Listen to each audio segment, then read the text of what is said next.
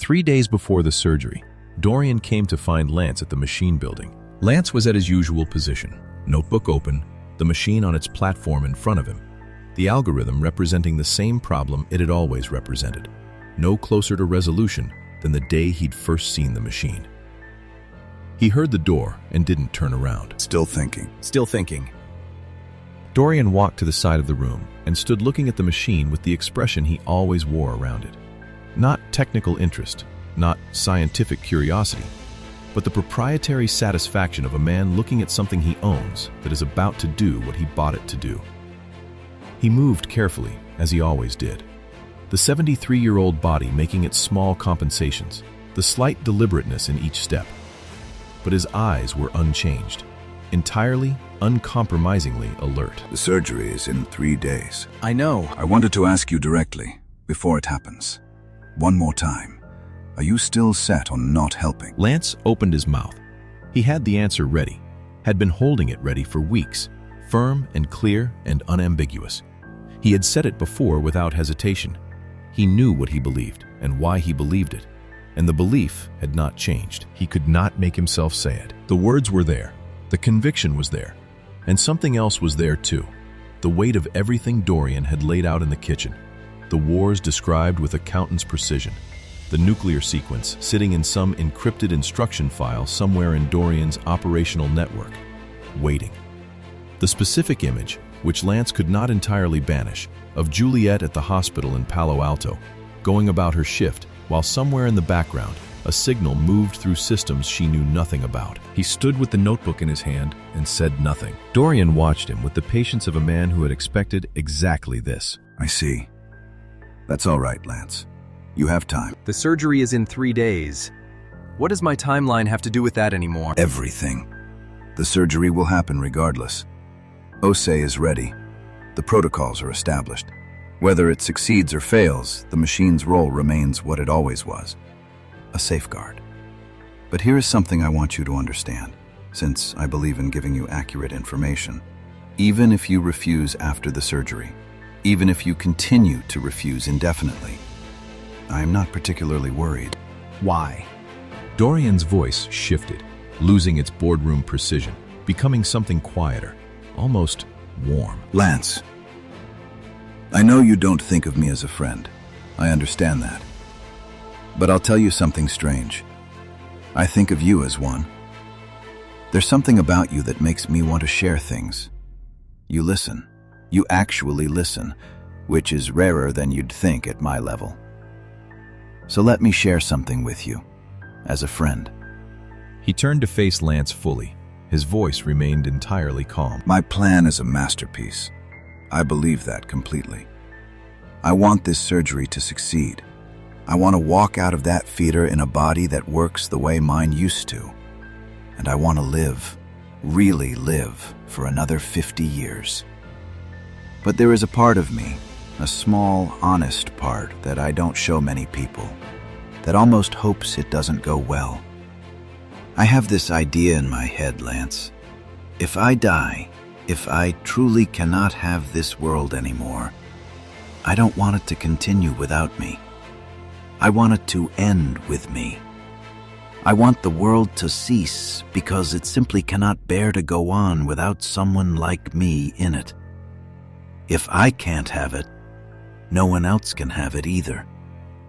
I told you before, if I die, perhaps half the world ends. But I've been thinking about that number. Half feels modest. Why half? If I'm gone, why should any of it continue? He looked at Lance and smiled. It was the most genuine smile Lance had ever seen on his face. Unguarded, almost peaceful. The smile of a man who has finally said out loud the thing he has always believed and found it fits perfectly. Lance felt it move through him like cold water. Because if there had been any part of him, any remaining fraction, that had filed Dorian's nuclear threat as a calculated bluff, as the posturing of a powerful man who wanted leverage, that part went quiet now. This was not leverage. This was not strategy. This was who Dorian Ashford Nouri actually was, beneath everything he had built and bought and arranged. a man who genuinely believed the world had no right to continue without him in it. Lance believed him. Completely and without reservation, he believed him. So you see, the surgery going well is really the best outcome for everyone. Oh, and you are invited to witness it. You and the other non-medical staff will have a view from the observatory room. The world's first head transplant.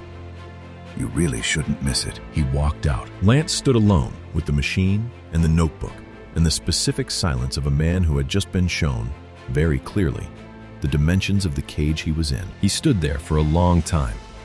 Then he started pacing. It was something he did when a problem had become too large to sit still with. Back and forth across the lab floor, the machine watching from its platform with its climate-controlled indifference. Lance moving through the space the way his mind moved through an equation it couldn't yet solve. He paced. He thought about the machine. He thought about the algorithm and what writing it would mean and what refusing to write it would mean, and found, as he had found every time he ran this calculation, that neither answer led anywhere he was willing to go. And then, in the way that the mind moves when it has exhausted the official channels and begins wandering in less supervised directions, he thought about Juliet. It started small.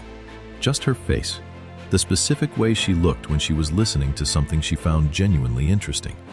That slight forward lean, the way her hands went still. Then the Half Moon Bay photograph, the late October light and her hair across her face, and him looking at her instead of the camera like a man who still couldn't quite believe his luck. He thought about Friday lunches at Happy Donut, which was such an absurdly small thing to miss, and which he missed with a physical intensity that surprised him every time it surfaced. He thought about the sound of her in the kitchen in the mornings, the particular rhythm of her moving through a space, the specific quality of a room that contained Juliet versus a room that didn't.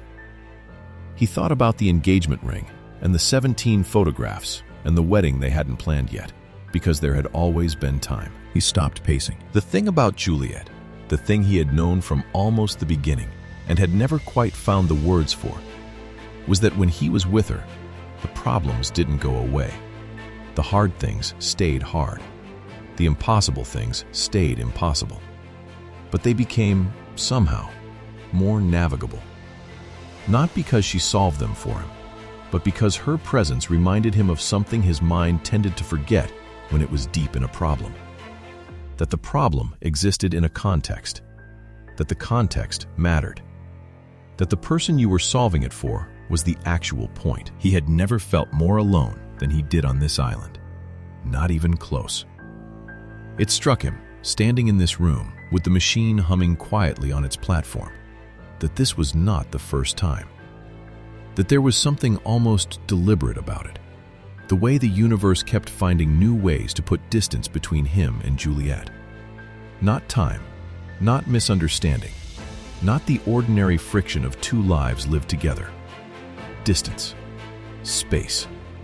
As if fate had decided, for reasons of its own, that these two people should always be separated by geography. Two different places. Lance stopped moving entirely. He stood in the middle of the lab floor and looked at the machine and felt something shift. Not dramatically, not with the fanfare of revelation, but with the quiet, specific click of a variable falling into the correct position. Space. Always space. The thing that kept coming between them, over and over, in different forms. And he was standing in a room with a machine that he had once, just 8 months ago, in circumstances he had worked hard every day since to put behind him, used to do exactly that. Manipulate space.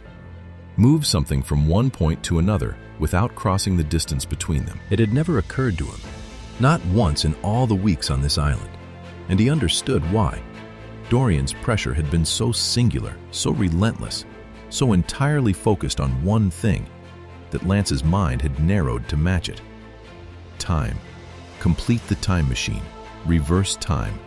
That was all anyone had asked, all anyone had threatened, all anyone had demanded. The word time had been pressed into him so consistently that the other half of what the machine could do had simply ceased to exist in his thinking. Dorian had framed the cage, and Lance had been living inside that frame without realizing it. It had taken the thought of Juliet to break it open. He looked at the machine. He hadn't forgotten. That was the truth he had been avoiding. He hadn't forgotten any of it. Not the time manipulation, not the spatial displacement, not the specific equations that made both possible. He had simply chosen, deliberately and with great effort, not to look at it, to keep that door shut, because everything behind it came attached to memories he didn't want. The grief, the catastrophe, the dark months of a version of himself he had worked hard to leave behind. He had locked it all away together. The bad memories and the knowledge in the same box with the same key turned firmly in the same lock.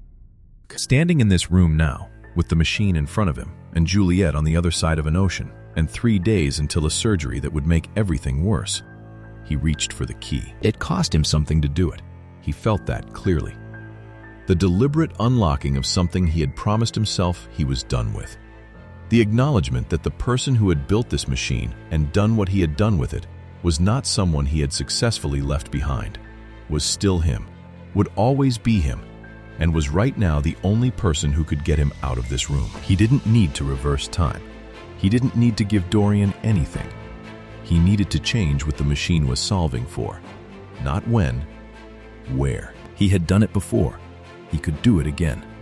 With the right reconfiguration, the algorithm rewritten for spatial displacement rather than temporal, the calibration sequence adjusted for a target he could specify with sufficient precision, he could move himself from this island to anywhere on Earth. He could go home.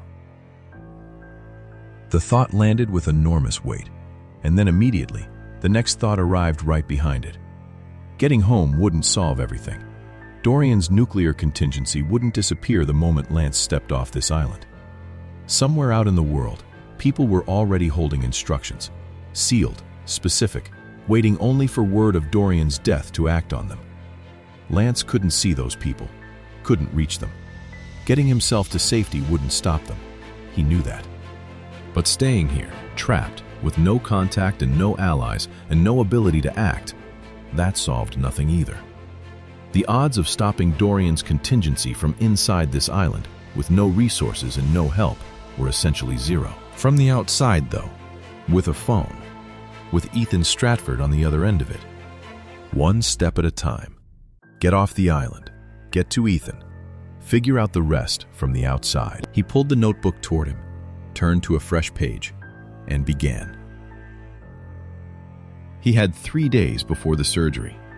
3 days was not enough, not remotely enough. The algorithm would need to be rewritten from scratch for spatial displacement, and the recalibration would require the kind of careful, methodical work that couldn't be rushed without consequences he didn't want to think about.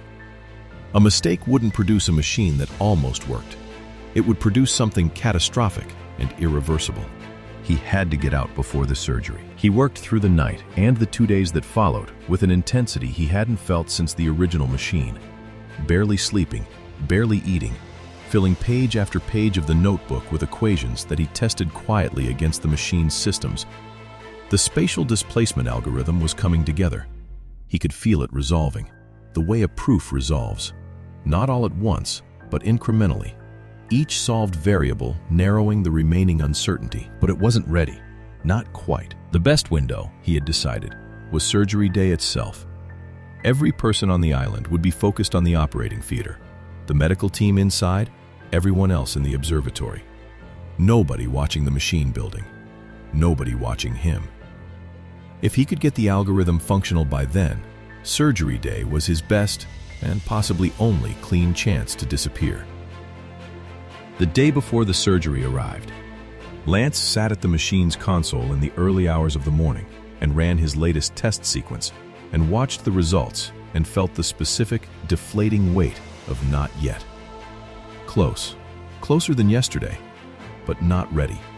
Not ready enough to stake his life and the lives of everyone on this island on a single, untested attempt. He sat with that for a long time. Then he closed the notebook, walked back to his villa, and told himself that the surgery had to go well. Not for Dorian's sake, for everyone else's. Because if Dorian survived, Lance would still have time. The recovery would take weeks. Whatever came after that bought him the days he still needed. The surgery had to succeed. Lance had never in his life found himself hoping for something he despised so completely. He went to the observatory and took his place at the glass. The day of the surgery arrived, the way days arrive when you have been dreading them. All at once, and too soon, regardless of how much time had passed. They assembled in the surgical complex at 5 in the morning. The building was fully lit, every surface scrubbed to an operating theater standard, the equipment arranged with the precision of a team that had been rehearsing this moment for months. Because they had been. The air smelled of antiseptic and recycled oxygen, and the specific tension of people who understood exactly what they were about to attempt. Lance was allowed to observe. He stood in the observatory, a windowed room above the main theater, separated from the procedure by glass and by 4 of Dorian's security team who made no pretense of being anything other than what they were. They were not there to keep him from leaving. They were there to keep him from interfering. As the theater below filled with the surgical team, something else occurred to Lance. Something he hadn't fully considered until this moment. Dorian had invited everyone, not just Lance. Every non-medical person on the island had been directed to the observatory. Scientists, researchers, support staff, security personnel, all of them gathered here to watch. And Lance found himself thinking about why. Part of it was pure narcissism. Dorian wanted witnesses.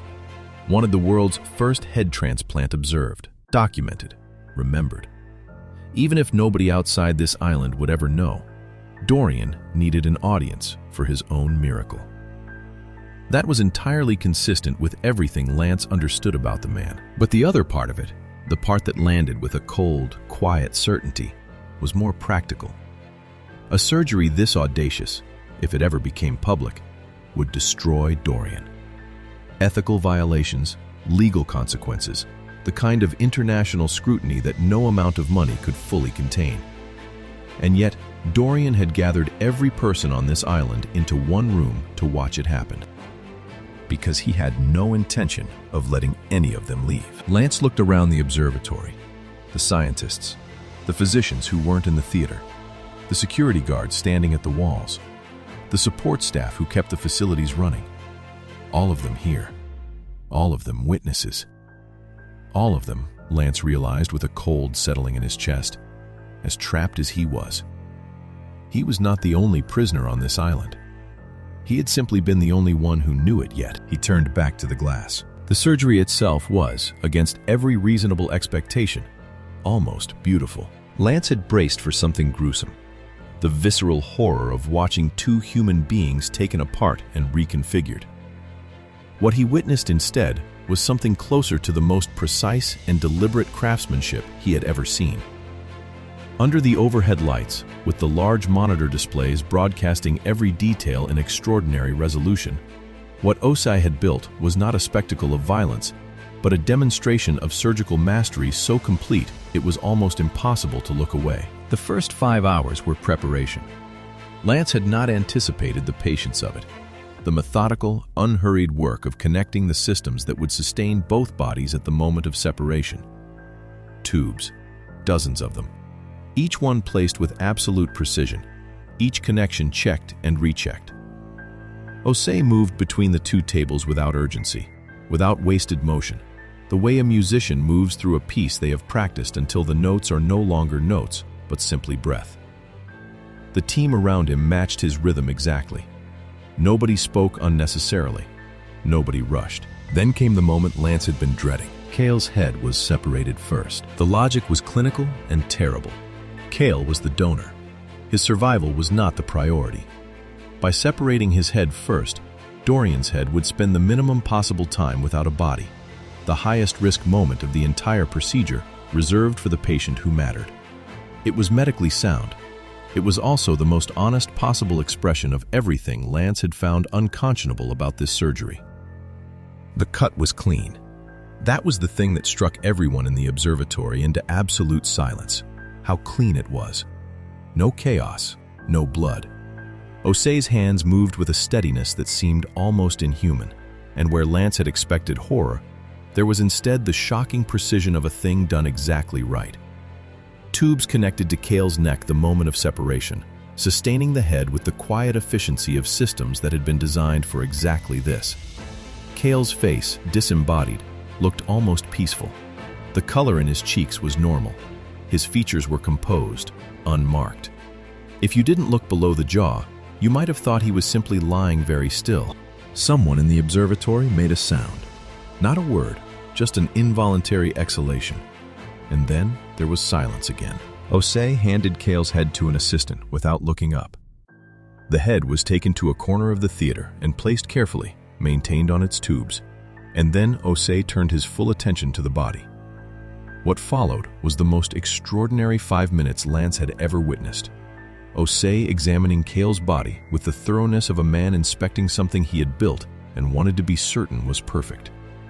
Every fiber, every vessel, every nerve ending. His eyes moved slowly, deliberately, and when they were done moving, he nodded once. The body was ready. Then came Dorian's head. Osei's hands did not shake. That was what Lance kept returning to afterward, the absolute steadiness of those hands at the most consequential moment of the entire procedure. Dorian's neck, the cut, the separation, all of it executed with the same unhurried precision as everything before it. 6.5 hours into the surgery, both heads and both bodies existed as separate entities in the same room, each sustained, each stable, each waiting. The shock of seeing it a second time, Dorian's head now, after Cale's, was no less than the first. Lance had thought familiarity might dull it. It didn't. Osei moved Dorian's head to Cale's body with the care of someone transporting something irreplaceable, which it was. And then, 7 hours in, no breaks taken, no pause in the theater's focused silence, he began the reconnection. It was broadcast on the overhead monitors in complete detail, and what it showed was 4 hours of the most extraordinary surgery Lance had ever seen. Fiber by fiber, vessel by vessel, artery by artery. Osei worked with a tireless, almost mechanical precision, and yet there was nothing mechanical about it. Every decision visible, every choice deliberate.